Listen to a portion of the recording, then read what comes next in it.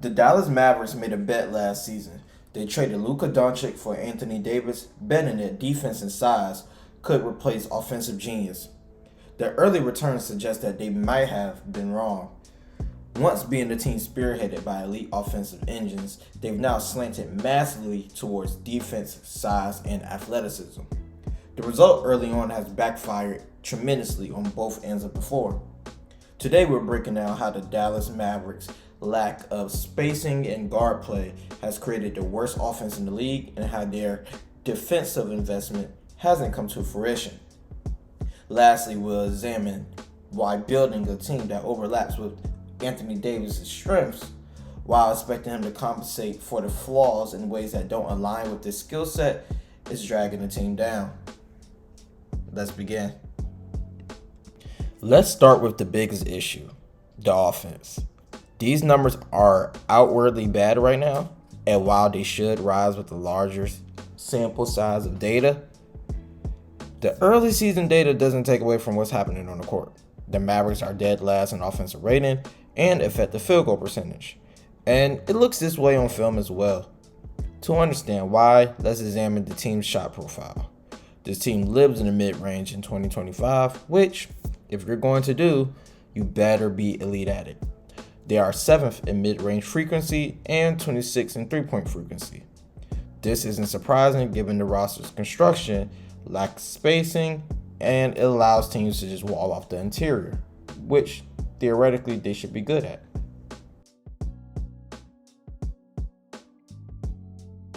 On this first clip right here, we see Dallas flow into some delay action with AD as a hub. PJ screens down for Max Christie, flowing into a dribble handoff. And as AD rolls to the basket, there's 4 defenders in his rolling area, leaving PJ open for 3, which is a win for the defense. Despite Dallas being 12th in rim frequency, you would expect a higher mark from a team that wants to play jumbo ball. Or maybe you wouldn't due to the lack of spacing. However, when they get to the basket, they aren't converting.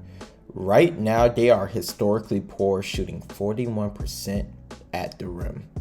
The league average is 67%. This is an inexplicable level of inefficiency, which could just be early season jitters and nothing to really make much fuss about, but it's something to keep an eye on as it blends to a bunch of issues in other areas of the court. The third issue plaguing the Dallas Mavericks offense is turnovers. Dallas currently ranks 29th in turnover percentage. The driving lanes for this team are constantly clogged, where jumbo ball handlers PJ and Cooper Flag cannot use their size effectively. Neither of these guys are really primary ball handlers, arguably not even secondary, though Flag has that upside while playing the primary point guard role right now. With Davis operating as a hub in the half court and as a basically third ball handler, teams are just pressuring these guys into bad spots, leading to predictable passes, stripped possessions, and just overall bad offense. Cooper Flag has 8 turnovers in his first 2 games. PJ Washington currently has 8 turnovers to 2 assists for the season. This Mavericks offense was already going to be rough, but people thought that maybe they could limit their turnovers and dominate the offensive boards to create a higher floor paired with the defense, similar to Houston. However, unlike Houston, whose front court of Amen, Sengun, and Adams have a way higher level of passing and historical dominance on the offensive glass, it was always going to be a false comparison. Now that they're left with an offense that takes a lot of inefficient shots and misses good shots and hands over possession to the other team, with Kyrie being down, there's no high-level offensive engine, and now you are left with a defensive identity that has failed you.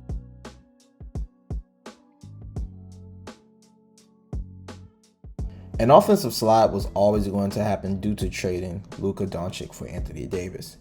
And while Kyrie Irving is an offensive superstar, you are going to have a drop losing that all-time great engine. However, the return expected was one of the best defenses in the league, who controlled the glass on both ends and got to the line due to overwhelming physicality. The Mavericks made a fundamental mistake that a lot of teams make when they go big. They forget that size without speed It's just slow. So far, the Mavericks defense has been mediocre, ranking 20th, which I would more so say is below average. However, the most astonishing thing is that Dallas theoretically is supposed to be a team that dominates the interior, especially on defense, especially in the paint. With 4 shot blockers in the lineup, however, despite that, opposing teams are shooting a whopping 70%, I repeat, 70% at the rim versus them. The core of their defensive identity has failed them at a massive rate so far this season, and it really needs to get cleaned up. Right here, the Spurs push the pace after a Davis miss and fall on the floor. They find themselves with Wemby being guarded by PJ Washington. AD right now is in prime help position. Now as Wemby catches the ball, he jab step and pump fakes, which gets PJ out of position, and AD just does a swipe down contest while angling his body out the way to the side, allowing Wemby just to have a clean reverse dunk. And that's the effort that Dallas cannot afford to have on top of their offensive struggles.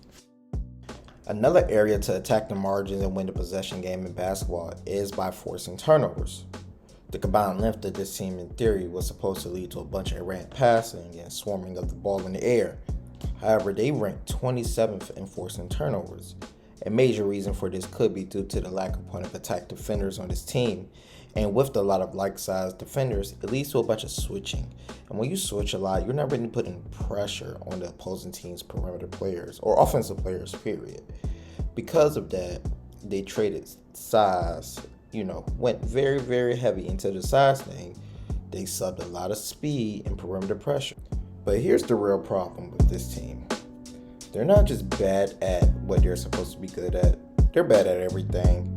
The Mavs have sold their offensive soul for a defensive powerhouse and have received a team with no identity on either end in return. This isn't just about this season. This is about wasting a potentially generational talent. The Mavs just made a franchise-altering mistake. They're not just wasting Anthony Davis's prime. They're not even just wasting the rest of what's left of Kyrie's prime once he returns. They're potentially trapping their number 1 pick, Cooper Flag, in a system that doesn't even maximize his own individual potential. And this isn't just about this season. The Mavs just went big like Houston while missing out on all the interior passing that Amen, Sengun, and Adams all have. And they're historically great at offensive rebounds. And that was a major thing between the two teams that was vastly different. It's like building a house without laying the foundation.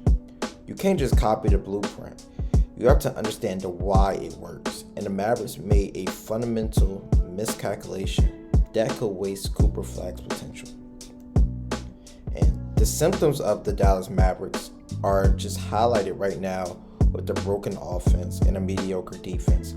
But what's plaguing this team is the flawed blueprint. The Mavericks saw Anthony Davis a transcendent defensive force and an all-world play finisher and built a roster that honestly overlaps with his strengths while ignoring the ecosystem required to maximize a team with them on it. Offensively, when you look at the box score, even in his most recent game, you see an elite weapon on the surface. But when you peel back the layers, you see Anthony Davis is an elite play finisher, but not a creator. He's more Amari than he is Shaq. His strengths offensively lie in converting advantages created via others, via his scoring gravity or high-level passing ability. Shout out to Rondo.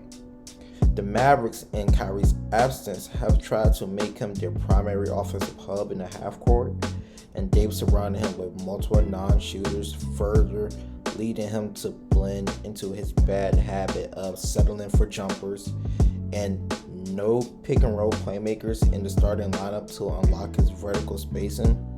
Asking AD to not only be a scorer in a clogged environment when he's only efficient in the restricted area is already a problem, but then you ask him to create in an abundance for others by making consistent reads versus an overloaded defense. It's just a fundamental misuse of his skills. The successful blueprint for AD was established in LA. A high-level offensive engine who he can work well in sync with while being surrounded with enough spacers to punish the defense for daring to sell out on his role gravity. The Mavericks instead have put him in the lineup with 3 forwards and another big man. The Dallas Mavericks didn't just make a few bad moves, they committed a fundamental sin of team building. They acquired a superstar and then constructed an environment that actively works against his genius. They saw the puzzle piece, Anthony Davis, and tried to force it into being in the wrong spot. The result is a team with no offensive engine, a fractured defensive identity, and a transcendent talent being used in a way that cannot be transcended. Don't forget to like, comment, subscribe, and let me know what your thoughts is. Do you think Dallas can flip this around, or do you think this is a sign of things to come all season? Holla at your boy.